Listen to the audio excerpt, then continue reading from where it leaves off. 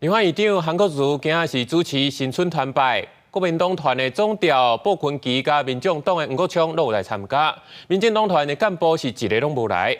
鲍群基嘛表示讲，这新会期主要成效民生相关的法案。不过，若讲到这总预算案到当时也未送来到行政院，压力是搁在对面。龙虎城代表金蛇行村，立法院长韩国瑜随了主持新春团拜。国民党团总调鲍群基、民众党团总调吴国昌两个人坐做伙，不过所无看到民进党团的总调关建明甲另遐的党团干部参加。韩国瑜伫咧致辞时阵讲到新的会期，伊讲三党无过半，条约行起来依然是摇摇摆摆。尤其是我快被罢免了，这可能是我最后一次。照柯建明总召的讲法，我已经快被罢免，但是我的心一点都不担忧。我们当一天和尚，被钟敲一天。尤其在台中我都为台中的立委跟台中的乡亲真的来抱屈。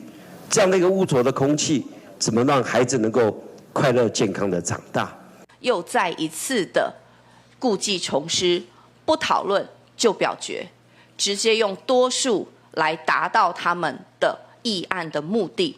那这样恐怕会引起更大的政治纷扰。鲍群基强调，党团新会期将会注重伫咧 AI 产业、运动发展条例、青年购保贷款、非碳加园这寡民生法案为优先。吴国昌是讲，新会期秉持着国家第一、民众第一。不过顶一个会期三读通过114年度总预算案，延了10几天到即马也未送到行政院。另也是指控总预算案的审查报告三度提案人变做纳北建校部，那也是批评讲114年度报告形式甲往年拢同款，要求另遐的立委为因的白查会道歉。这个责任绝对不在议事处人员身上，也不在立法院这些辛苦的工作人员身上，而是蓝白必须要对自己混乱的预算提案负起责任。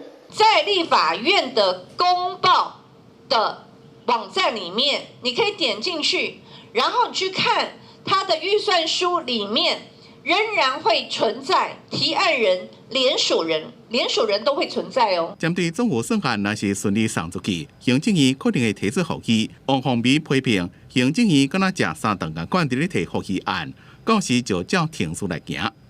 公司新闻采访报道。